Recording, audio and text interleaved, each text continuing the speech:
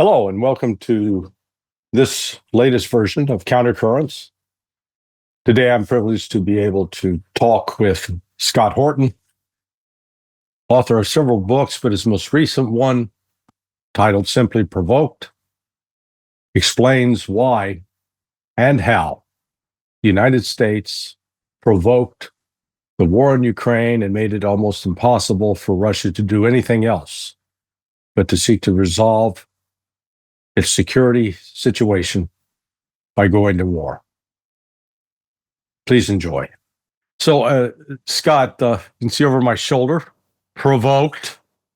And I actually bought it. I'm not one of these guys that goes out and, hey, give me your book and I'll talk about it. I just sent you one. I know. You're a generous soul, but I think it's also you deserve some coinage for your hard work. Well, thank you, sir. Appreciate that very much. Well done. So how'd you like it? I have not read it through all the way. I've lived it. Okay. Uh-huh. And I wanted to start off with the question of the 7 presidents that you cover. Mm-hmm. Which one's the most responsible for provoking this whole mess? Well, that has to be Biden. Okay. But really, he's tied with Obama and W. Bush and Bill Clinton. And, H.W. Bush played his part and Donald Trump played his part to a certain degree. But it's really the outrages of Clinton, W. Bush, and Obama. And then that's really the what caused the whole thing, what put the whole thing in motion. And then Biden, of course, in his first year in office, decided that there was only one way to approach the issue, which was to tell Putin, you better back down. But refused to really negotiate with him in good faith, especially when the two outstanding issues, at least according to Putin's talking points, were NATO expansion and potential missile defense systems being placed into Ukraine. And Biden swore that he didn't mean to do either of those things. He could have just put it in writing, but instead his position was, I'm not going to bring Ukraine into NATO and I'm not going to put missiles in Kharkiv, but you can't tell me that I can't. And so the official position stays that the door is open and Ukraine will join one day, et cetera, like that. And at that point, clearly Putin decided from his point of view, it was either do it now or do it later when it's harder. And that was why he went. Yeah, for those who've not bought the book yet or had a chance to look at it, Scott's got it organized by president, and I think it's that was the right way to do it. You put it in chronological order, and so that's how I sort of want to go through this. That will give everybody a sense. You give them an overview of the book. So we start with George H.W. Bush. Mm-hmm.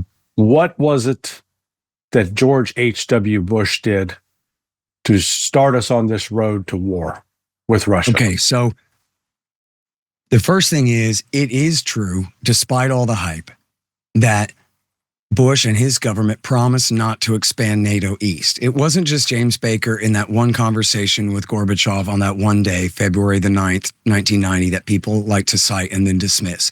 It was a whole series of conversations that took place over a period of months, and then even including into the Bill Clinton administration, where they promised they would not expand NATO. And besides, it wouldn't matter even if they did anyway, because NATO is not even going to be an alliance anymore. NATO is going to be a political organization, sort of like the EU plus America. And we're going to replace it. We don't have an enemy anymore, so we don't need an alliance anymore. Now we're going to have a security partnership under the CSCE, as it was then called. It's now the OSCE. It was the Conference on Security and Cooperation in Europe, which had been created by the Helsinki Accords back in '75. So it's a pre-existing organization that the Soviet Union was already a member of, and including, of course, their so-called republic states. And then the idea was that they sold to the Russians and the Soviets and then the Russians, was that you guys are going to be members of it with us and Ukraine too. So everyone's neutrality is essentially baked in. We're all in one big association together. But the Bush government realized from the very beginning that, of course, that would never do, because the Russians are still too big. At that time, the Soviets, and then later the Russians, the Soviet Union finally folded up. Its very last day was Christmas Day, 1991.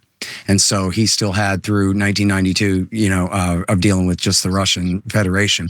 But he realized that American goals were, we wanted to remain the dominant force in Europe.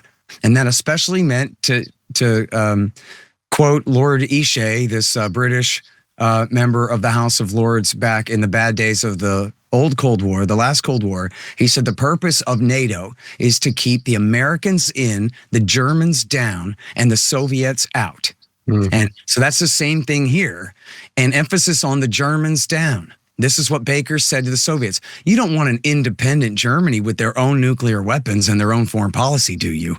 And the Soviets said, actually, that's a pretty good point. So if you guys want to stay, the dominant political and military power in Europe to prevent the traditional fight over dominance there, then maybe that wouldn't be too bad of an idea, but just promise not to extend to our former satellites in the Warsaw Pact. And so, I'm sorry, I'm getting too bogged down in the details, but let me just say, since I brought it all up, that they did not put in the treaty, as the New York Times and James Baker and Peter Baker and the NATO website and everybody says, it's not in the treaty that we promise not to expand east. But it kind of is implicitly, because what the treaty does say is we promise to respect this new special military zone. The former GDR, the former East Germany, we will not move military equipment into there.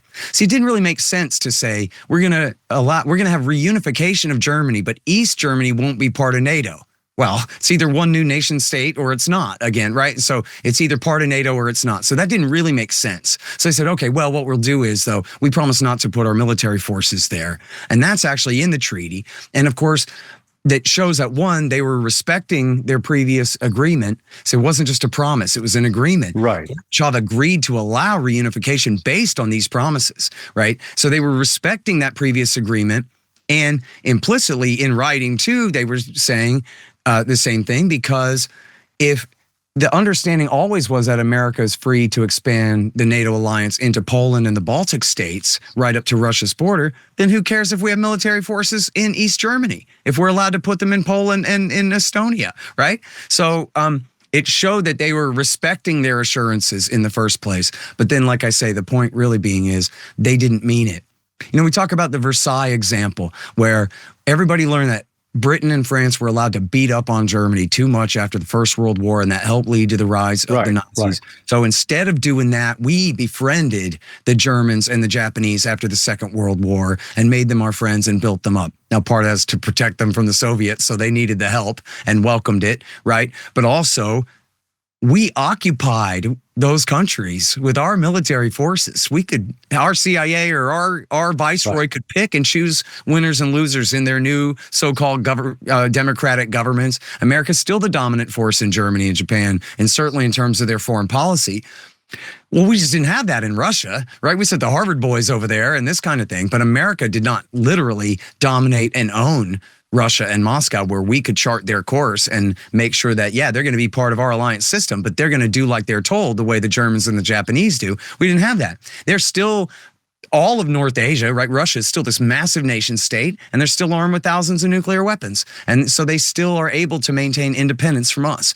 And so the idea was, we can't share power with them because we'd have to share too much power with them. So instead of erasing the dividing line in Europe, they just moved it east. And Larry, the important point here is they all knew all along what they were doing, and they all predicted bad results from it, but they just did it anyway. They went from containment to friendship, right back to neo-containment again. And then every time, and this goes through Bush, Clinton, and the rest of them, W. Bush into the new century, they would all say, well, listen, if this does lead to a bad reaction from Russia, hey, at least we have NATO. So in other words, if building up our military alliance creates a self-fulfilling prophecy where we get into a conflict with Russia, then at least we have our military alliance that'll be so much more powerful than them that we'll win. So who cares? And they just pushed it anyway. So what do you think it was that under George H.W. Bush that made him, so adamant about not, let's call it, embarking on a new Marshall Plan with the newly created Russia? Yeah, Oh. I think that was it. They just didn't have enough dominance. They liked the new government and they hoped to get along with them, but they weren't occupying the place the way MacArthur owned Japan. They just didn't have that level of control.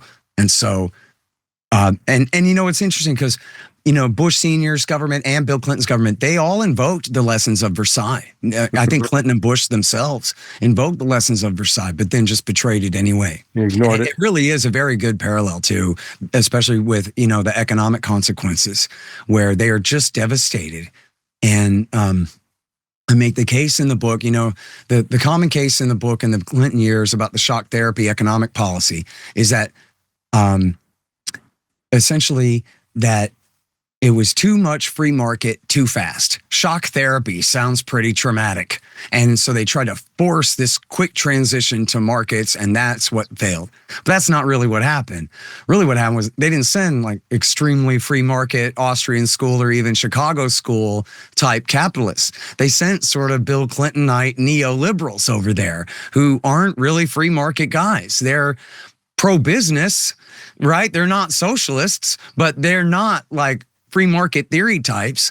And so what Russia really needed was a strict rule of law protecting property rights and enforcing contracts, right? And they needed a tight monetary and fiscal policy and all of these things. And this goes again to the control they didn't have. There were Harvard boys who meant very well, like Jeffrey Sachs, I think, is a very good guy, and he meant well in what he was trying to do for the Russians at that time. And I show in my book, he complained at the time. I show him in real time back then, saying a major part of the problem is there's still a communist that controls the central bank, and he won't stop printing money. And the IMF idiotically insisted that all the former Soviet republics have to stay on rubles, but they all still have their own central banks. So they're all still printing rubles too. And so it's just, and then any intelligence scheme, including that there's a lady named Larissa Payasheva or something like that, who was a free market Austrian school economist in Russia. And she said what they should do is they should sell off all of the government property for all of the paper rubles that everybody's been stuffing under their mattresses all this time, because there's been price controls and shortages and everybody's saving up. They're essentially holding down price inflation with force. And so if we're going to release that, what we should do is we should sell off all the government property and destroy all that money. When people buy property from the government, trucks and warehouses and factories and whatever, apartment blocks, whatever it is, everything that they own, they should put it up for auction. Then they should destroy all that money in order to prevent this wild price inflation from breaking out. Well, that just didn't happen. And then they had these different schemes, these voucher schemes and loans for share schemes that ended up really turning the entire Russian economy over to 7 gangsters. Yeah. That was what they called them, like the 7 godfathers of Moscow. And of course, they're ruthless, bloody murderers. All of them is how they achieved the power that they had and ran essentially these criminal cartels. And they oversaw what amounted to like the wholesale economic rape of Russia. I mean, Larry, if I say to you that the standard of living and life expectancy went down when the Soviet Union abandoned Marxist communism, where literally the government owned all the property and all the means of production, right? It wasn't just like window dressing or whatever. They really were communists there in their implementation of their economic system in every way. I tell you that now life expectancy and standard of living goes down when they abandon communism and adopt American-style capitalism. You should want to push me down. That can't be true. Yeah. It is true because of the perverted form of corrupt crony capitalism that the Americans helped implement there. And the Russians, of course, bear responsibility for the choices that they made, Boris Yeltsin and his men and the gangsters themselves and all these different people. But I show in the book where Bill Clinton's men, they take responsibility for it. The people at the embassy there, people at USAID and wherever that were involved, they say, listen, there's no need to play it down. We were involved in all of this stuff. We were taking credit for it when we thought it was working. And then, so we owned the catastrophe. Robert Mary, who was, I forgot his exact statement. He was at the embassy in Moscow at that time, said this is probably the greatest wholesale transfer of wealth from some people to others in the history of the world. And what, see, because they were just gangsters and not businessmen, they would take control of these industries and they would just liquidate everything and take the money and spend it all on cocaine and prostitutes and entertainment and nice cars and world travel, right? And just fun, yachts and whatever, instead of running businesses. They just liquidated everything and razed everything to the ground. It's incredible. Did Bill Clinton figure out a way to get paid during all this time? That's an interesting question. I can tell you that the day after he left office, he gave a speech for $300,000 to Citigroup. I'll never forget it. January the 21st of 2001, down in Florida, and he's cashing in. Of course, when you get to the Russiagate section, you'll see that if anything, it was Bill Clinton who was compromised.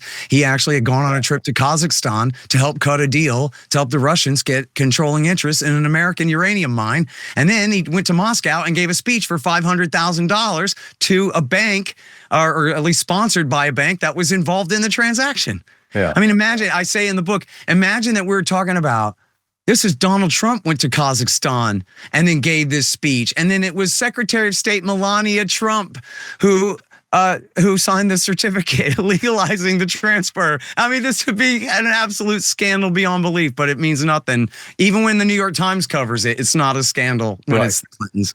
Well, and then in fact, Ukraine, or at least individuals from Ukraine, are the largest donors, or were the largest donors to the Clinton Foundation.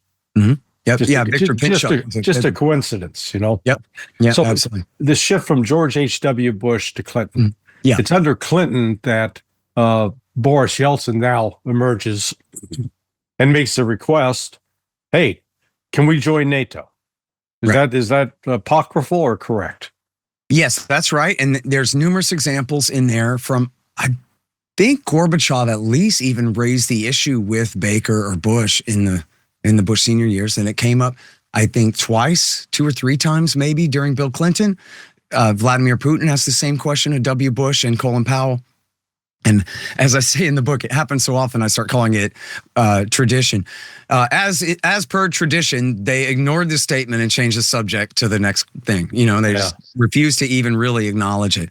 And so Strobe Talbot, he had been Bill Clinton's roommate at Oxford and was Russia hand, they called him. He was a regular writer for Time magazine and a so-called Russia expert. He had translated, I guess, Khrushchev's memoirs, and he was Bill Clinton's Russia advisor. He called himself formerly a woolly-headed one-worlder, and he actually did write an article that's pretty fascinating called The Birth of a Global Nation, or The Birth of the Global Nation in 1992 for Time magazine, about trying to turn the UN into a world federal government stuff. So he really was like, you know, came into Clinton's government like that. And I'll tell you the truth, Larry, at the time I was a kid, so that's my excuse, but I was a New World Order kook on the John Birch model and things like that. That article by Strobe Talbot in Time magazine made me think that, see, it's true. This isn't crazy. He said it right there. And this is Bill Clinton's Russia guy. However, what I didn't understand, and I certainly understand the history much better now, is that really was never the policy. America was never, my greatest fear, America was going to bring Russia into NATO, and then we'd have the one world white army of the North, and NATO would essentially be the UN's army, and we'd go around enforcing UN resolutions against China and against Islamic South Asia and whoever you got, and that would be the world government.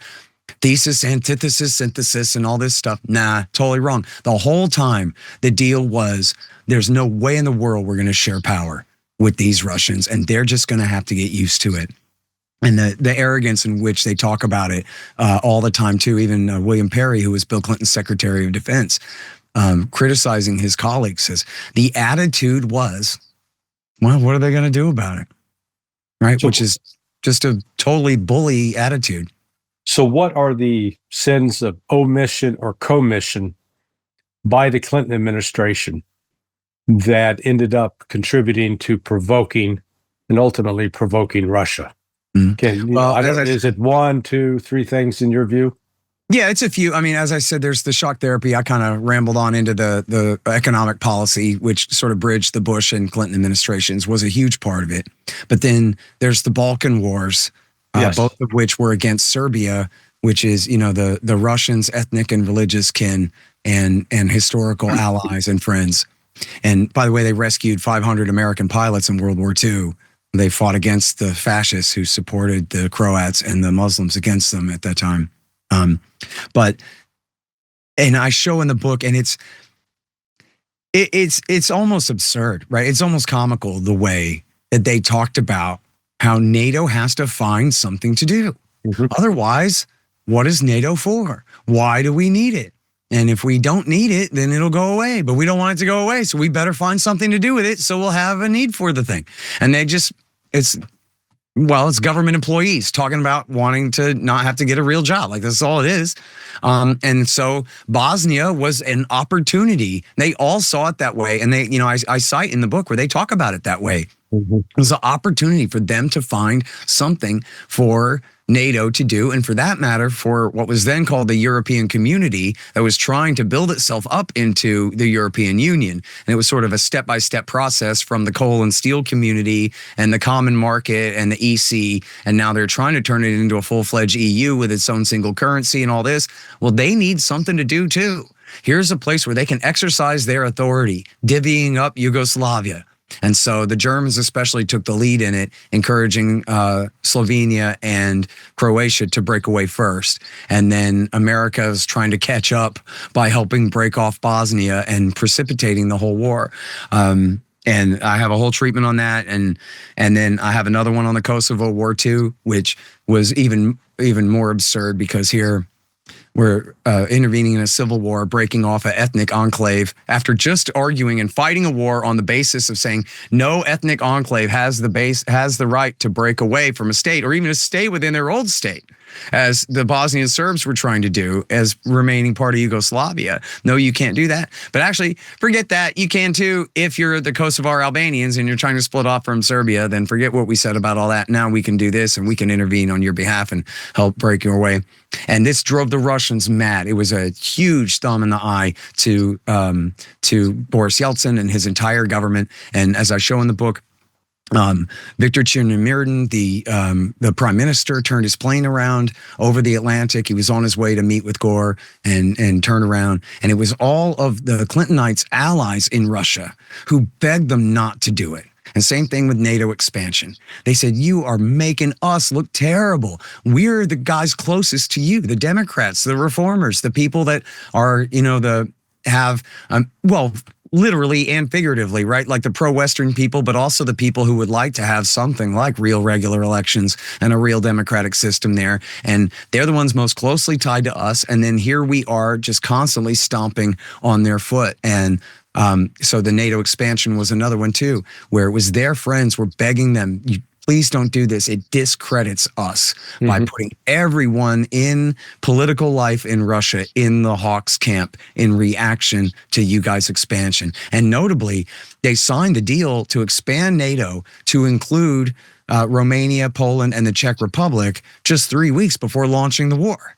So here they're saying, listen, Russia, of course we're expanding, but it's a defensive alliance. It's a purely defensive alliance. It's not like we start wars and then 3 weeks later they started a war. And based on totally false pretenses, by the way, pretending that 100,000 Kosovar Albanians had already been slaughtered and that 500,000 were missing and presumed dead, which was a total hoax. The final death toll was something like 3,000, and many of those had been killed in combat. And then as soon as the mission was accomplished, it was the Kosovar Albanians who committed atrocities and cleansed all the Serbs and murdered all the civilians and burned all their churches and cleansed them out of Kosovo. And by the way, they backed, and I cover this in the book as well, in Bosnia, Kosovo, and in Chechnya, they backed the bin Ladenites. And maybe I should ask you more about this with your experience in the agency, but the story, and I already knew a lot of this, but I found out a lot more about it writing this book, is that when the Mujahideen, not the Afghan Mujahideen, but the international Islamist brigades, the groups that became Al-Qaeda, really, when they were done in Afghanistan, they went right on to a civil war in Tajikistan that I skipped because I just don't know nothing about it and didn't have the time or the space. But that was in like 91, 92. And then from there, they went straight to Bosnia and then Kosovo and Chechnya, where America, Britain, and Saudi backed them in all three. And bin Laden himself went to Bosnia 3 different times at least. And there's multiple witnesses have him in President Izetbegovich's office. And they all got passports from the Bosnian embassy that had been set up in Vienna, Austria, and were traveling apparently with American and British airplane transport help, bringing them to Europe. And I quote some of these great experts. Evan Coleman wrote a great book about this, and a few others, and they talk about what Afghanistan did for the Arab Afghan army and really solidifying them as a fighting force and this international terrorist group. Bosnia tripled that and moved them thousands of miles west and truly internationalized their movement and made them, they've been part of this essentially an auxiliary force in this very parochial battle way out in the middle of no man's land in Afghanistan. Now here they are in the Balkans, and being built up and used by the United States. And then I don't know anything about. I have seen no indication of their involvement in, or the Americans and the Brits' involvement, or the Saudis, I don't know, in the original Chechen war. But I know they were involved in 1999, even while Bill Clinton is calling Yeltsin Abraham Lincoln and saying he has the right to crush this rebellion and is paying him money to help him do it. Mm-hmm. He's also backing the terrorists at the same time. The agency's working with MI6 and the Saudis to back these guys anyway. And then I'm sure you are familiar with Colleen Rowley and your audience. Oh, yes. Yeah. Colleen Rowley. So first of all, as I show in the book, more than half of the 19 hijackers had fought in Bosnia and or Chechnya, and including a lot of the people who recruited them as well. Now, Colleen Rowley was the lawyer at the FBI field office in Minneapolis, Minnesota. And in August of 2001, the flight school, and actually not the bosses, but an employee at the flight school against his boss's wishes, I guess, called the FBI and said, we have this suspicious Arab guy wants to know how to fly a jumbo jet, but doesn't care how to take off or land. And he keeps flying. He keeps talking about flying from Heathrow to New York. And one of the agents just speculates, I think this guy wants to hit the World Trade Center. Yeah. So these cops, I mean, dude, we wish we had FBI agents like that in this country. Are you kidding me? So they go to their bosses in D.C. and their bosses say, no, you can't have a FISA warrant to search his computer. And they said, what? But we talked to French intelligence, and French intelligence says that him and his brother both are recruiters for Al-Qaeda in Chechnya. And the bosses at FBI headquarters say, we like Al-Qaeda in Chechnya. I don't know if they said that explicitly, but Colleen Rowley has written, and she's explained to me on my radio show before too, the implication was that we don't consider Khattab and Basayev to be bad guys. We don't consider them to be bin Ladenites. And so your guy, even if he's tied to them, that doesn't make him an agent of a foreign terrorist group, so you can't get a FISA warrant. And of course, they could have got a rubber stamp on a FISA warrant if they'd been allowed to ask for one, but they weren't. But then, as the story goes, even after September 11th happened, after the attack happened, the FBI, the agents called DC and said, now can we get a FISA warrant? And they still said no, Larry. And it wasn't until George Tenet, the director of Central Intelligence, said, I wonder if this has anything to do with that Minneapolis thing. And he wanted to know. Now they went to FISA, got a warrant, cracked open the computer, and traced it right back to the hijackers in Florida. And they could have stopped the September 11th attack, except for, no, we like these guys because they're killing Russians. And by the way, this is after Al-Qaeda had already attacked us like 10 times throughout the 1990s. Oh, yeah. Well, First World Trade Center, Khobar, Africa embassies, USS Cole, and Bill Clinton still thinks he's cute supporting these guys. Yeah, no, there was no consistency with that, or no recognition of the emergence of, let's call it the Muslim Brotherhood approach or the Deobandi approach, because unlike Hamas and Hezbollah, who were tied to, their interest was not imposing an Islamic rule. Their interest was, hey, we want our land back. We're motivated by our religion in part, but we want our land back. But the emergence of this group known as Al-Qaeda, and then as it fractures out into different organizations, it was something unique. I was the one actually, right after the first World Trade Center bombing, and then the failed Bojinka plot, where Khalid Sheikh Mohammed was the real sort of mastermind in this. When they failed to blow up those jumbo jets over the Pacific, my old boss at State Department called me up and said, "Hey, you ought to get this story out to the media." So I'm actually the one I contacted Jeff Girth at the New York Times, and Girth and Judith Miller then ended up writing one of the first pieces on bin Laden that appeared in, I think, August of 1994. So I helped start that fire way back then. But returning to you talked about the 7 gangsters that were taking control of the Russian economy. Mm-hmm. Who were their counterparts in the United States? Because the public bank is a big one. Yeah, I mean, Mike, because my thesis is always the Hollywood approach to looking at what happened to Russia in the 90s is to focus on organized crime and the mafia and, all the tats on the shoulders, et cetera. But they ignore the fact that there were Western economic interests taking part in this rape. Yeah, absolutely. And I wish I was that kind of expert that could name all of the different New York and London banks most heavily involved in this stuff. But I do have one section. There was Levin, I think was the reporter's name. I'm sorry, Robert. No.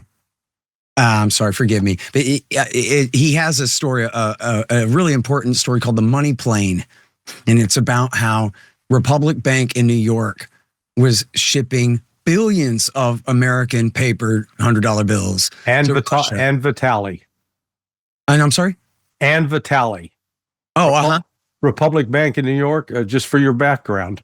Well, we organized Berg Associates in 1998. The very first case that we were brought in on was the Bank of New York Russian money laundering case. That case got started because Ann Vitali, who was a compliance officer at Republic Bank, filed a suspicious activity report. And that's what led to that whole Bank of New York. Actually, here within arm's reach of me, I still have all the Russian bank files from that case. Man, I think I should be the one interviewing you for the rest of the hour here. This is fascinating stuff. Have you written books? No. I've known of you for a long time. I'm afraid I haven't followed your writing that closely. No, I blog. I'm too lazy to write a book. I don't have the discipline and drive that you do. Yeah. But go ahead. Better off. It's no fun. Well, that's fantastic to know. And yes, the Americans were involved in this. I have a quote in there. There's a guy named Mark McKinnon. And I'm not talking about the Republican consultant. This is a Canadian journalist. It's Mac Kinnon, not just Mick. Different spelling, different guy. And he wrote a book called The New Cold War. And essentially, he is the world's greatest chronicler of the color-coded revolutions. He just has fantastic work. I almost was afraid that I cited him too much in my book because there's so much gold in there. But at one point, he says, yeah, the Russian people were just so upset at these gangsters. And I guess there's just nothing else to attribute that to than traditional Russian anti-Semitism. And I'm like, wait, pardon me a second. I just read 100 pages by you about how these are literally the most vicious, murderous, corrupt individual men on the planet. And nobody mentioned their religion or whether if they have one at all. No one said anything about that. Who are they actually? They're the people who completely, just ruthlessly exploited and destroyed their own country. Mm-hmm. What does that have to do with how Jewish they are or not? Right. Unless it meant that they knew somebody in London where they could get some access to some capital so that they could hire some hitmen to murder some people and steal their stuff or what. I don't know what that has to do with anything. And McKinnon doesn't demonstrate that Russians are anti-Semitic or that that's their problem with 7 criminals destroying their nation in cooperation with the global superpower that won the contest and whooped their ass down. It's just unbelievable that he would spin it that way. It's right in the middle of the book. It's did his editor add that statement in there or what? It just seems to not fit at all. It's if all their last names had ended in vowels, then it wouldn't have been any different. Right. Did you hear what the Italian mob did to Russia? Whatever, man. Yeah. Well, in fact, Clinton's, I guess, biggest contribution is he's the one that actually pulled the trigger to start expanding NATO to the east, correct? Yes, sir. And the thing is, Bush was planning on it already. But Clinton not only did it, but he did it in violation of his promises too. He sent, there's a guy named Goldgeier from Brookings who says that, all these promises to never expand 1 inch, that's all overblown. But then he goes, actually, though, Bill Clinton sending Warren Christopher to Russia in October of 1993 to promise Yeltsin that we're going to do this new thing. It's almost the same as the previous proposal about the CSCE.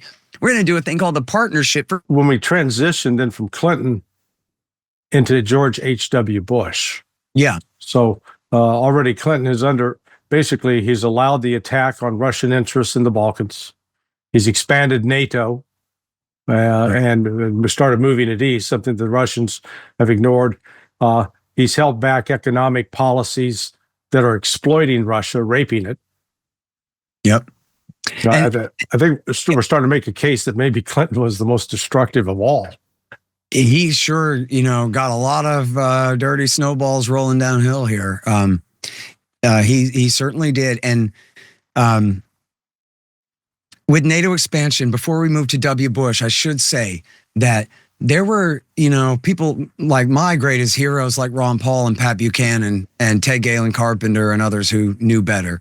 But they didn't really ever represent the mainstream of the debate on it. You know what I mean? Mm-hmm. However, the people who did represent the mainstream of the debate on it, they were against it too.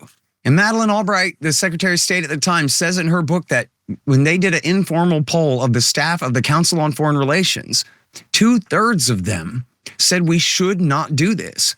By the way, 2/3 of them also said in a secret ballot off the record that America helped provoke the war in Ukraine. That's right. The people at the Council on Foreign Relations. So never mind, Ron Paul's always going to oppose intervention. I'll agree with him every time too. But in other words, never mind that. The steelman argument would be, well, what did Paul Nitze say? What about Bob McNamara? And what about Brent Scowcroft, H.W. Bush's right-hand man and national security advisor, 4-star general? What did George Kennan, the inaugurator of the containment policy, what did they all say? They all said we shouldn't be doing this. Right. And then on top of that, the leading hawks for expansion, such as Brzezinski and Kissinger. And, the neocons certainly were out front of everybody on this, but they're a bit less prominent, certainly in that era, in the Bill Clinton era. They were a bit less prominent in having, really pushing their agenda between Republican administrations during that time. But the so-called realists, like the oil men and the banker guys, not the neocons from the CFR, they were for it too. But even they said, well, of course, we'd have to be very careful and about how we approach further Eastern European states like Ukraine that are so important to Russia.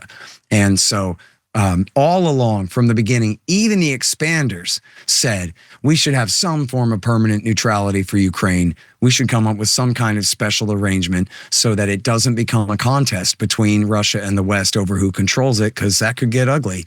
And we don't want it to do that. We don't want to jeopardize security in Europe by causing a conflict. And we had the model in the first Cold War with Finland and Austria, where these countries were allowed to remain neutral and not take a side in the contest between the free world and the commies during the Cold War.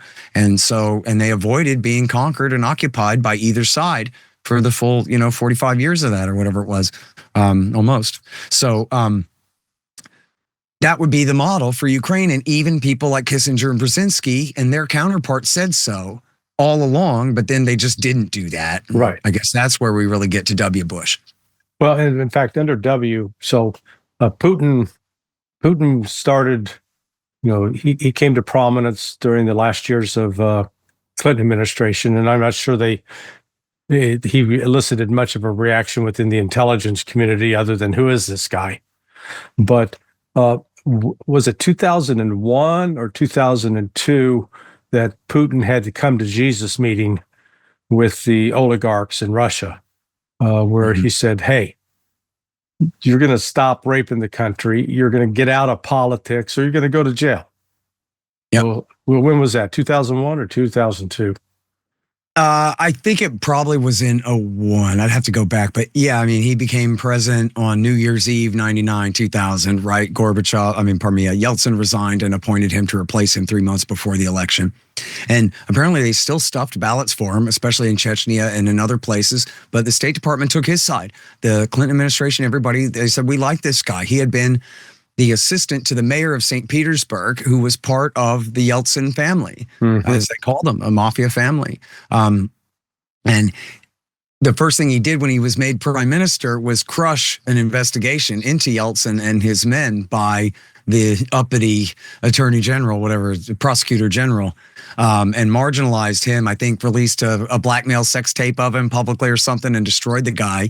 Why was he brought to prominence? And what made him prominent was crushing the insurgency in Chechnya. And, you know, people said that he blew up the apartments, but that's not true. Right. If there is a conspiracy behind it, it is possible that Boris Berezovsky had some of his friendly terrorists do it in order to, one, bolster, but also blackmail and compromise Putin. But I don't really think so. I think that was George Soros's conspiracy theory about it, was that Berezovsky was behind it. But the most obvious explanation is the Dagestanis did it, because there's a horrible war going on right then. And the Chechens, again, with American, British, and Saudi, at least support in the background. I don't know, direct support here, but they had invaded from Chechnya into Dagestan, precipitating a bunch of Russian airstrikes. And then the guys who did it said that this was direct retaliation for the airstrikes. They called it Newton's second law, and for an action, you get a reaction and all that. But that was what made Putin and helped his rise to power there. Did you ever look at the connections?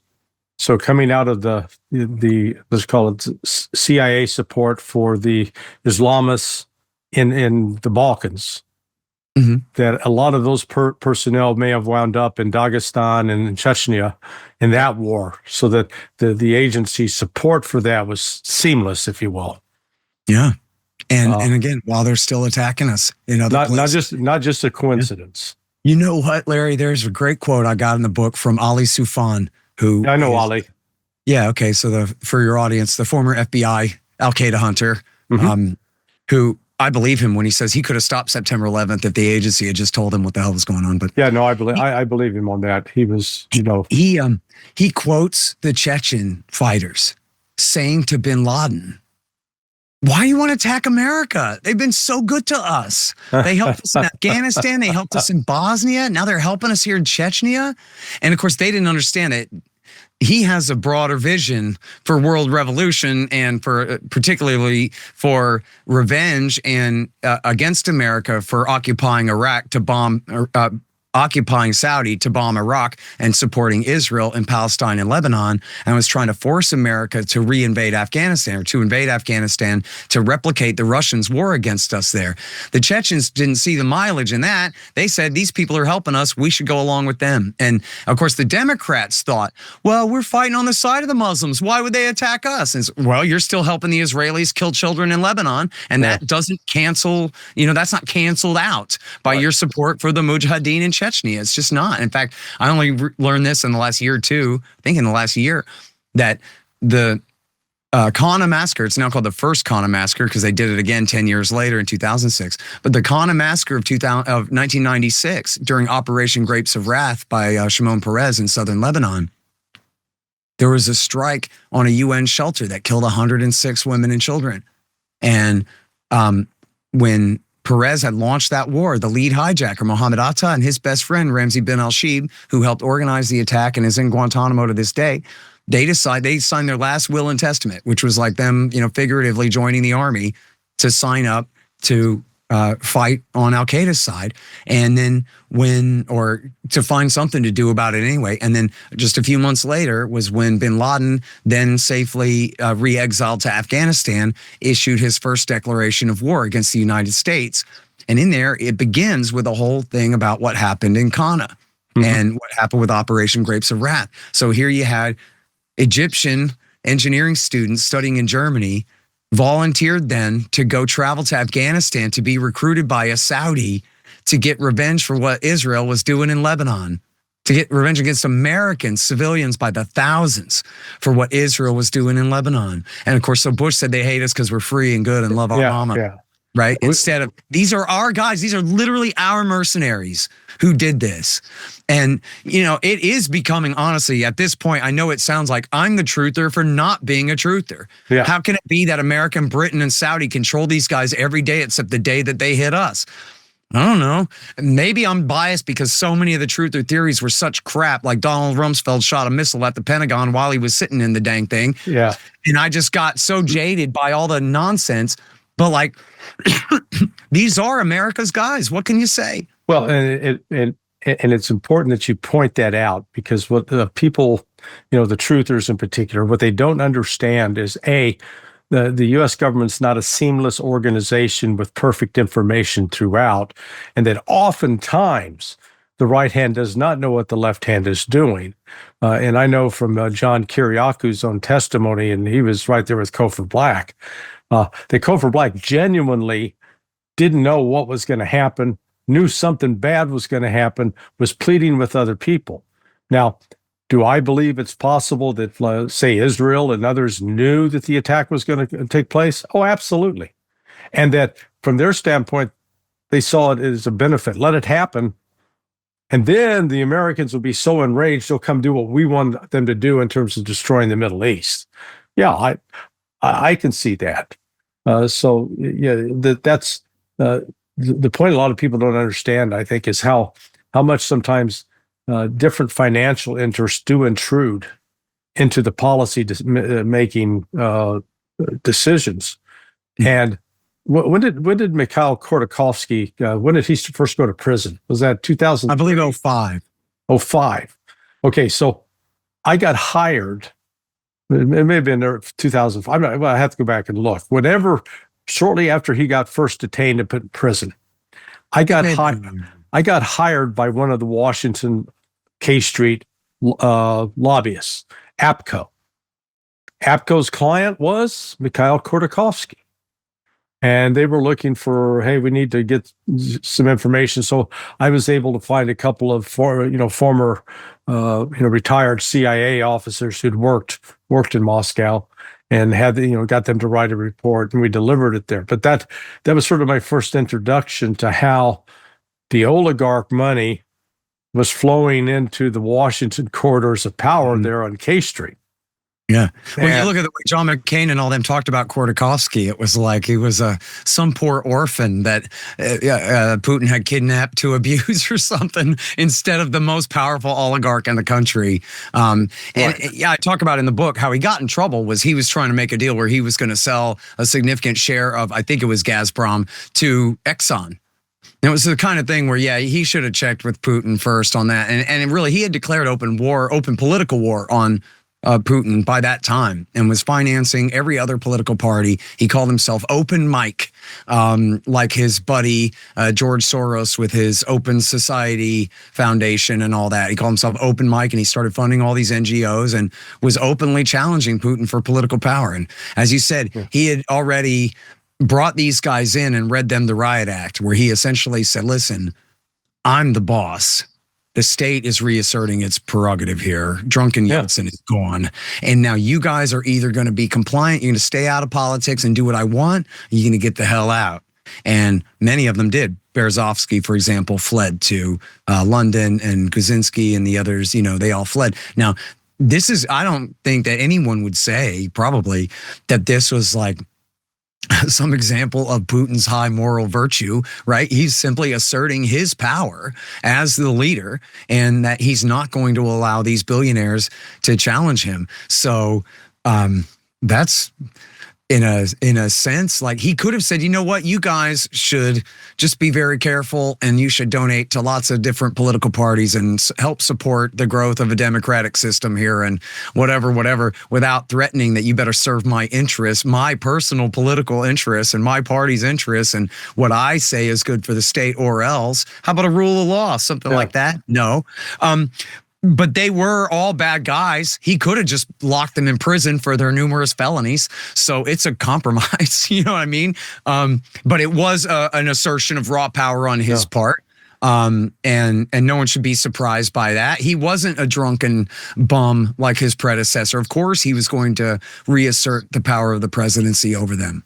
But what's interesting, though, to me, because I got a buddy, American, who was working with the U.S. law firm, started in 1999 in Moscow. And he's witnessed in the 25 years, the transformation of Moscow from, as he described it, a total shithole. I think that's a technical term. That under Putin, instead of Putin just stuffing his pockets with money and living the high life with luxury and indulgence, Russia has been literally transformed from this impoverished shithole where consumer goods were limited and people didn't have a lot of choices at the stores to incredible abundance. I mean, I've been there 3 times in the last year. I was there first last December, and I went into some of the stores. You think you're at Whole Foods. Mm-hmm. I mean, it's in fact, this one outlet, sort of a cross between Cost Club and Whole Foods, because when you got to their seafood department, they had these huge tanks with, it looked like an aquarium or SeaWorld. Fresh fish. It was wild. So one of the big favors that W. Bush did for Putin was invade Iraq and triple the price of oil. Yeah. Right. And that was a huge thing to help Putin consolidate his power. And then, as you say, he didn't just waste it all on coke and horse. Oh, yeah. He let capitalism reign. He understood markets enough. Again, look, and there are oligarchs who stay there, and they are, Berezovsky's right-hand man at the time was Abramovich, who's now like Putin's right-hand man. They've been good friends for a very long time. The guy's an extremely corrupt oligarch. He owns football teams, or I think at least one football team in England, and has the biggest yacht in the world and all this kinds of stuff. So nobody's saying that the system is pure free market and there's no corruption or whatever. It's just thank God we don't have that here. You can be loyal to the government and its president. That's all, right? I was just going to say, thank God we don't have any of those here in the United States. Yeah. Oh no, definitely not. Yeah, we have a pure free market economy and a limited republic constitutional system here. Yeah. So we under have a perfect republic like Iran. Well, so under George W. Bush, the one thing that I think he played a critical role in, the 2 areas: insistence upon moving ahead with bringing Ukraine into NATO.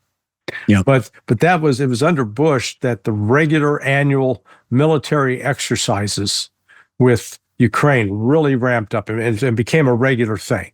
Mm-hmm. And I focus on that a lot because I spent 23 years scripting military exercises for the special operations community. So I know what goes into that and what it entails, particularly when you're working with when you're working with Ukraine. Because you're basically running scenarios that are designed to attack and invade Russia under the guise of defense.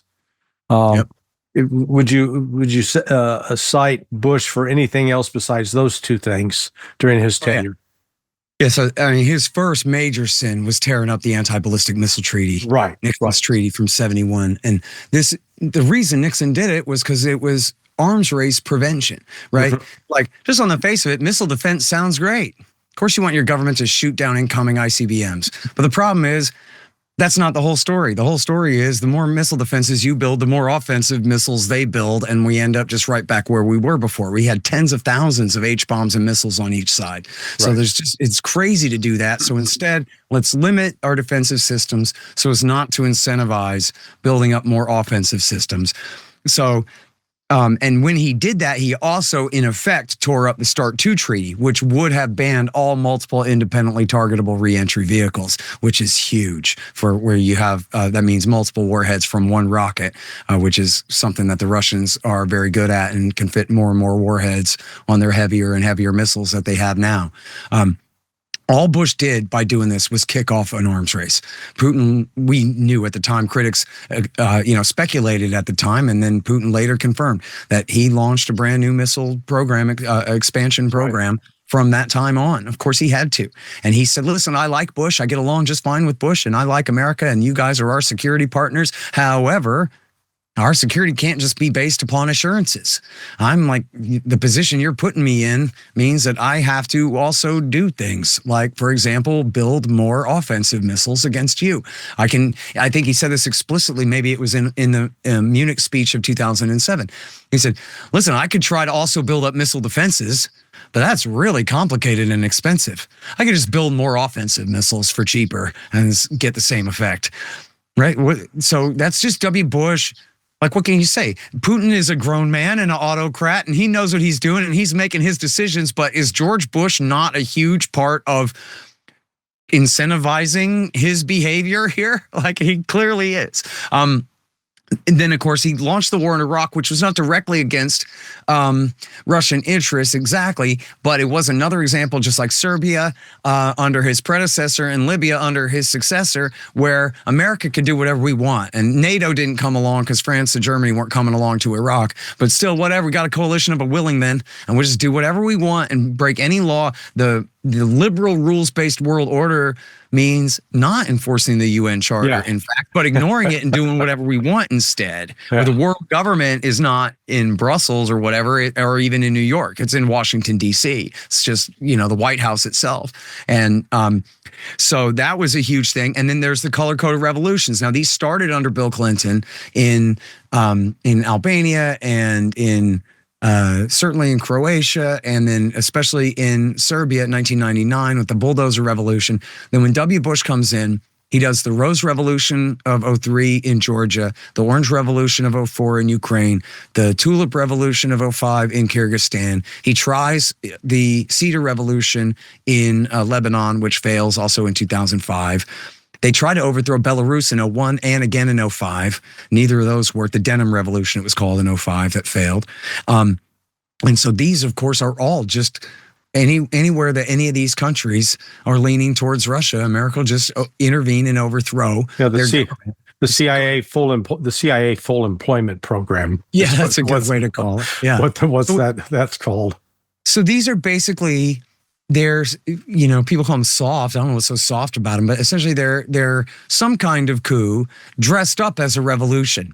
And I actually got in a fight with this interviewer guy about, semantics. So I asked my chat GPT, list me all the different kinds of overthrows of a government called a coup in French. And there's like 10 of them. There's a coup de judiciary, and there's a coup de election shenanigans, and a coup de Joe Biden dumps $100 million into one side, and a coup de this, that, and the other thing. You know what I mean? Yeah. It doesn't have to be so clear cut that it's Generalissimo arrests the president and replaces him. Like, in this case, that's not what we're talking about. In this case, we're talking about a disputed election where both sides are trying to steal it from each other, like it's Ghani versus Abdullah in Afghanistan or something. Neither side's cleaning the thing. But the Americans come in, spend $100 million, bringing all these NGOs, the USAID, the NED, NDI, and IRI, and along with all the Soros organizations and everything. They hold this huge carnival and this huge festival and prolong the whole thing. They come up with this ridiculous poison hoax where, in fact, we know now the guy that was accused of poisoning Yushchenko, the American guy, was actually an American guy. Yeah. He was totally loyal to the American side. So that was obviously completely fake. And then they used all that to pressure the court, which had luckily been trained by the United States, the American Bar Association and legal foundations and whatever. So there were American friends in there, and pressured them to rule that there should be a completely ad hoc, unconstitutional third round of elections, in which I think in that case, the American favored candidate finally did win, but is wholly illegitimate anyway.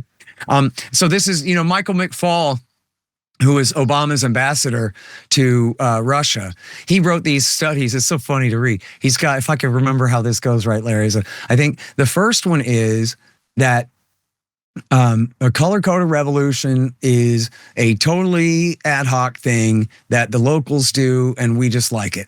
And then he has another study where he says, yeah, no, it's us. And then he has another one where he says, and here's how you do it. First, you have to get a bunch of compliant local people to go along. You got to set up a bunch of independent media and a bunch of exit polling groups. And it can't be a real dictatorship. It has to be sort of a somewhat strongman pseudo-democracy so that there's an election to dispute, right? You got to get out there and claim that the guy is illegally holding on to power, even if he's not. And he just goes through, and I quote these different things where, in one article, he admits this part of our role, and in this other article he admits this other part of our role and whatever. But when you see it all in the wash, it's even Michael McFaul himself admitting that these are essentially put-ons. I mean, imagine, anything like a giant protest movement in America against a president on a sustainable basis for months going on, camping out in the capital city in Washington, D.C. And they're, no question, outright and openly sponsored to the tune of tens or even hundreds of millions of dollars by China and Russia. Yeah. I mean, it's just inconceivable. When you put the shoe on the other foot, it's absolutely absurd. And we wouldn't put up in with Ottawa, Canada, Yeah. right? We wouldn't put up with it for a minute. Not at all. And in fact, Christopher Lane, who is this journalist that wrote a piece for Harper's where he says, he put it to him real straight, not like he's setting him up for anything. He just put it to him straight. He's like consulting for whatever reason. This journalist is consulting or he's interviewing whatever with these generals at the Pentagon, generals and admirals and things. And he would always ask them, hey, what would America do if China started sponsoring, their favorite side in elections in Mexico and made an alliance with Mexico and then started building military bases there in Mexico? What do you think we would do? And they all say, well, first threats and then sanctions. And then if we have to, we roll our tanks in there, man, we invade. We never let that happen. And of course, they leave out, but they could add, we might just nuke Beijing and the world, right? We're never going to let that happen. And then he says to them, how do you think the Russians feel about us in Ukraine? And he says, to a man, they all say, I guess I never thought about it like that. Yeah, that's right. Absolutely. Never think about it. Yep. So was Obama not thinking about it? Because, we've gone through HW, Clinton, GW. Now we're into Obama. Let's stick with W. Bush for a minute. I'm sorry I rambled on so long, Larry, but W. Bush also did the missile defense. When he tore up the ABM treaty, This was so he could install the missile defense systems in Romania, Poland, and then the radars in the Czech Republic. And so the Russians said, well, this is crazy. You say you want to protect Poland from Iran that doesn't have missiles and doesn't have nukes and is no enemy of Poland or any other European state. And the Ayatollah is not going to shoot missiles at Europe. I mean, what are we talking about here? This is crazy. So I think maybe you're trying to achieve a first strike capability against me by ringing us with these anti-ballistic missile systems so that you can hit us and then shoot down any retaliatory strike. But then W. Bush said, Vlad, that's crazy. Because look, I don't have enough missiles here to shoot down an incoming volley from Russia. If you guys want to nuke Europe, there's nothing I can do to stop you. You got thousands of nukes, man. I got dozens of warheads here, of Sparrows, interceptor missiles here. So that can't be it. So Putin said, well, you know what? That's actually a pretty good point. I wonder if maybe the problem is that, or maybe the real motive is that these are dual-use missile launchers. The Mark 41 or MK-41 missile launcher can also hold Tomahawk cruise missiles that can be tipped with hydrogen bombs. And so really the only thing that makes sense, achieving first strike capability, not in the sense of being able to shoot down a retaliatory strike, but getting a sneak attack in on Moscow before they can do anything with their command and control systems to retaliate, something like that. And there had been a very big article. It was a huge and important article in 2006 in Foreign Affairs saying, now's our chance to achieve a first strike capability against Russia. Let's cancel mutually assured destruction. Let them know we can blow them off the face of the earth at any time and they won't be able to hit us back. And we'll be able to so thoroughly annihilate them that they won't even be able to retaliate at all. And so, of course, the Russians were just, well, guess what? They read Foreign Affairs too.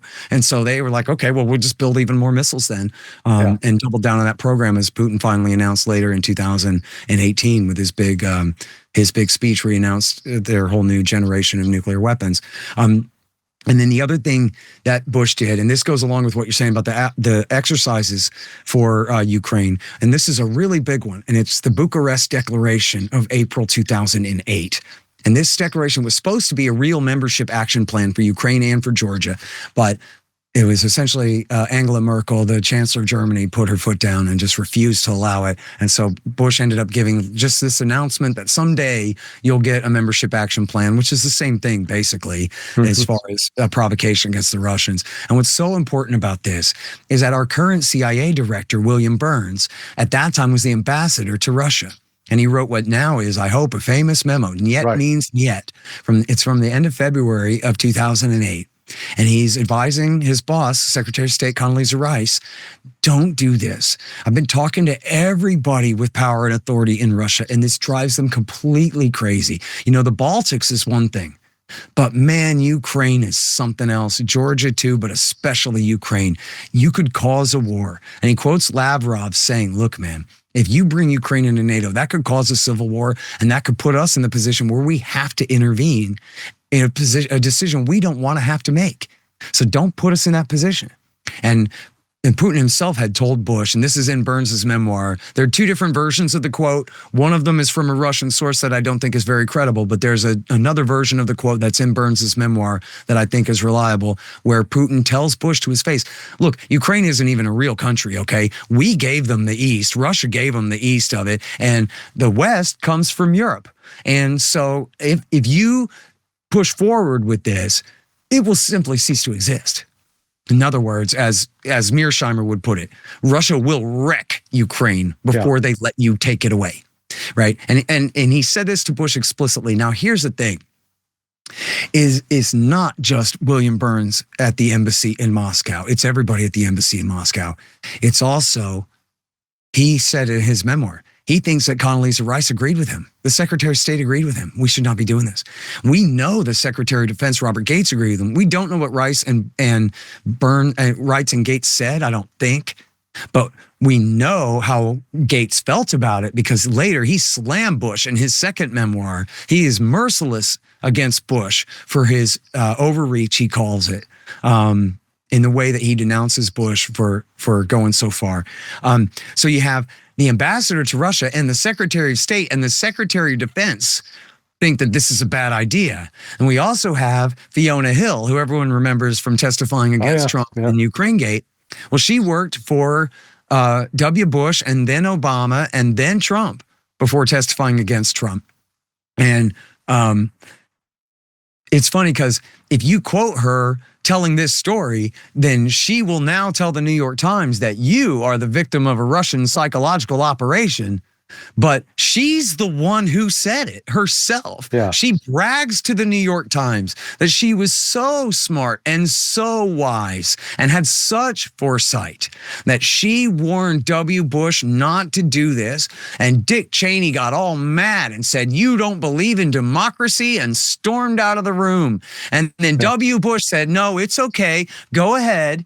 And she went on to explain to W. Bush that the entire National Security Council in the White House, she's the chief of or I guess Thomas Graham was supposedly the chief of the Russia desk. I guess she's above him on the National Security Council. And she's saying everybody's against it. The National Security Council in the White House doesn't want to do this. The ambassador doesn't want to do it. The Secretary of State doesn't want to do it. Secretary of Defense doesn't want to do it. And our current CIA director, then Ambassador Burns, wrote in his memoir, yeah, but Bush wanted to do it. Why? For legacy building for his own stupid self. This is what libertarians call public choice theory. It means there is no national interest and there is no thinking about what's good for the people of the country or the long-term future of the country. What's important is what's good for me, the office holder, now. And Bush, of course, was going down. It was already, he had been incentivized to do this by all the historical associations agree that he was one of the worst American presidents in all history. His legacy was supposed to be Iraq War II, but it was a complete disaster. He just put the Ayatollah and his friends in power and in half the country and Al-Qaeda in the other half. That didn't work. He wanted to steal the Social Security money and put it in the stock market bubble. That didn't work. So what was his legacy? Nothing but failure, nothing but disgrace. So he said, I got to do something big for me so I can have something to brag about at my presidential library or some crap. And so that was why he insisted on this declaration. Now, he didn't give him a full map, But he did give them a promise that he would bring Ukraine and Georgia into NATO, and that helped to precipitate the war in Georgia a few months later, because the American sock puppet Mikhail Saakashvili, who'd been installed in the Rose Revolution of 2003, decided he had to settle his borders. He had these two breakaway provinces since the end of the Soviet Union, Abkhazia and South Ossetia. And he said, I have to have settled borders before I can join NATO, so I better settle them now, not later. And he started the war in Georgia in August of 2008. It was almost a direct result of that. And at the time, Dick Cheney and his staff proposed missile strikes on the Russian forces coming through the Rocky Tunnel under the Caucasus Mountains to stop the Georgians, which could have led directly to war between America and the Russian Federation right then. And luckily, at that time, George W. Bush was possessed of such cool, patient wisdom that he decided not to listen to Cheney this time and get us into a war with Russia. We came pretty close right there. Yeah, one of the few times. Of course, the other story not really that most Americans don't know about is, and it started under Clinton but continued under Bush. While Bush is fighting this global war on terrorism, ostensibly, we're funding a war on terrorism in Chechnya, in Russia, that goes on from 99 to like 2000, about a 10-year war. And their attacks in their theater in Moscow. Then there was the school, the Beslan massacre. Over 600. So, and which Bush denounced the Russians for fighting a war on terrorism. They said, you have to compromise and negotiate with these guys. And they said, many different experts at the time who were, around at that time said this was the final destruction of Bush and Putin's personal relationship. Then was Putin just absolutely was beside himself. I think I quote him in the book saying, oh, well, maybe you should just invite bin Laden to Washington, D.C. and negotiate with him too. That's what you're asking of me. In fact, it was over the failure to count Russia terrorism that I had to first dust up with John Brennan. So this was it 2000? It was either 2003, 2004. State Department had just issued its Patterns of Global Terrorism report. And so back then I was always going through the statistical appendix, and I started going through it and noticed there were 2 months of data left out. And one of those was, I think, had been one of the Moscow theater attack and a number of casualties. So I call up my old friend at State Department, Joe Reep, who was the press guy for the counterterrorism office. And I said, hey, you're missing 2 months of data. Joe was like, oh my God. Because Colin Powell had been going out saying, see, our policy on terrorism is working. Terrorist incidents are down. Well, they were down because we didn't count 2 months of data. Mm-hmm. Well, it turned out that the Terrorism Threat Integration Center, TTEC, out at CIA was under the leadership of whom? John Brennan. And basically, Brennan overseeing it didn't do their job. They didn't submit the proper statistics. And so later, like 2 or 3 months later, Brennan and I were both testifying before the House Foreign Affairs Committee on this very matter about why did CIA screw up the terrorism statistics? Mm-hmm. But the understory to there was a lot of activity going on in Russia getting absolutely zero coverage. Right. And it was really bad. There's suicide bombings in the subways, and there were female suicide bombers took out 2 planes in one day, dropped them out of the sky. And then, as you say, the hospital attack, the Beslan, the Moscow theater attack, and then the Beslan school attack. And this is absolutely horrific. And look, as the terrorists would say, just like bin Laden and his men said about the United States, well, they started it. Yeah, the Russians were mercilessly killing Chechens, and so this was the war. But that was no different than our situation too. These were our guys turned on us because of the violence that Bill Clinton, especially, was meting out against the Iraqis from bases in Saudi Arabia. Was their primary motive for hitting the United States. So, the same kind of thing here. Only the Americans. They're never going to sit down with Al Qaeda. Now they'll turn around and back them in Syria, no problem. Yeah, they're absolutely. Not going to negotiate with them over their war against the United States. They're not going to treat them that way. John McCain will go and hang out with them at their house in Syria. Yeah, we're the masters of hypocrisy. So look, we got probably a maximum of about 10 minutes left. The clock's going to run out on me. Sure. Obama inciting, letting the CIA go forward with the Maidan and really the start of the war in earnest in Ukraine. And that's accompanied every year under Obama and then under Trump and then under Biden with these the sort of the scale of these military exercises started increasing. I remember I saw one video from like 2016 of U.S. Marines in a landing craft landing on the Ukrainian beaches from the Black Sea. Now, we expect Russia to sit back and just ignore that and say, oh, no big deal. The first one of those was in 97. Yeah. And the scenario was an ethnic conflict has broken out in Crimea. So we have to go and intervene. And people freaked, and they held these huge protests and everything. So then they changed it. Said, no, we're practicing earthquake relief. And we're going to land in Odessa instead of Ukraine, or instead of Crimea. But it's still, the damage was done there. That this was clearly a pretext for kicking the Russians out of Sevastopol. Are you kidding? And so, and that was back still in the Clinton years. Yeah, that in 97 was when the first agreement was really signed between the United States and Ukraine. I mean, this has been planned. The United States has been actually trying to use Ukraine as the springboard to overthrow Russia since 1947, 48. And yeah, of course, and I talk about that in the book as well, is the Stay Behind program, where the CIA and the army backed the Banderite, essentially the Ukrainian Nazis who had sided with Hitler and Himmler in the Second World War, were then brought under the thumb or under the control of the CIA and used again, and MI6 and the army as well, and used against the Russians through, I guess, 1959 through the end of the 1950s. Especially in the Carpathian Mountains and so forth. Well, the book's magnificent in terms of you've documented it so thoroughly. And I've watched, sometimes with frustration, when you've had to debate some of these knuckleheads. I think I actually sort of interesting to see Wesley Clark sort of came around a little bit during wasn't that interesting? Last appearance with Pierce Morgan, and because before you were an agent of misinformation, right?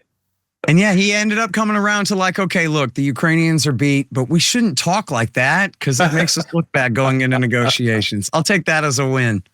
So what in getting this book published, what's been your biggest surprise or disappointment with reaction and response to it? Well, I can't say I'm disappointed at all. It's been really great. I'm, as a libertarian, I, in a sense, kind of pigeonhole myself and raise questions about whether anyone else ought to listen to me, since so few people identify themselves as libertarians.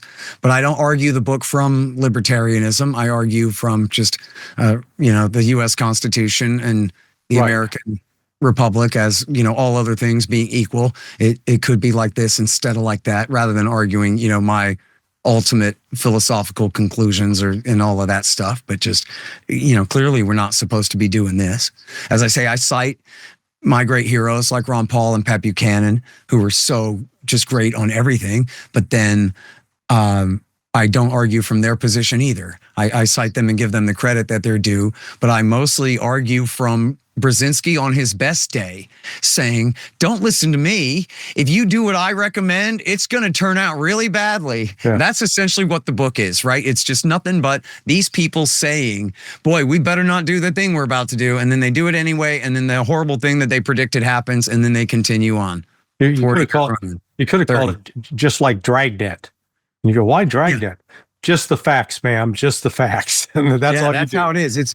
And that's actually maybe my comparative advantage is I'm a lousy writer, so I don't go on and on about all my opinions and views and synthesis and analysis. It's really just a gigantic collection of claims, and you can check all my citations. I got 7,900 citations there, so everyone can look at where I claim to have gotten this information from, show my work, and I hopefully put it in a pretty good order for you and try to take you through this story. But essentially, the book is just a collection of claims of fact that this is the way that it happened. And so hopefully you can see what I'm saying, that it just really did not have to be this way. Well, it shines an important light on a very dark period of American history when assuming we survive this over the next few months, and that there is a history written about this period 20, 30 years from now, they'll look back, and your book will be right there as one of the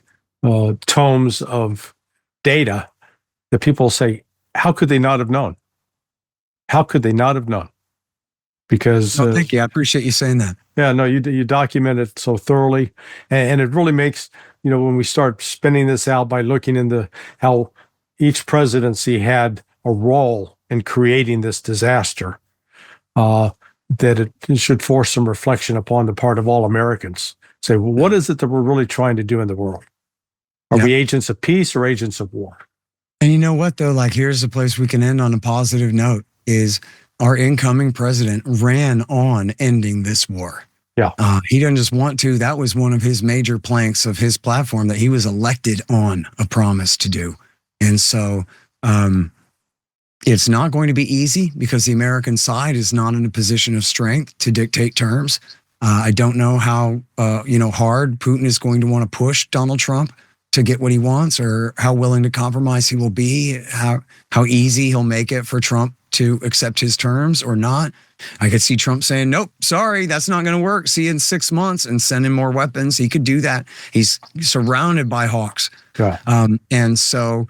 But that means that the way I look at it is like the political left is just completely trounced and defeated right now. Not that they're gone forever, but the entire political argument in America that counts at all right now is on the right.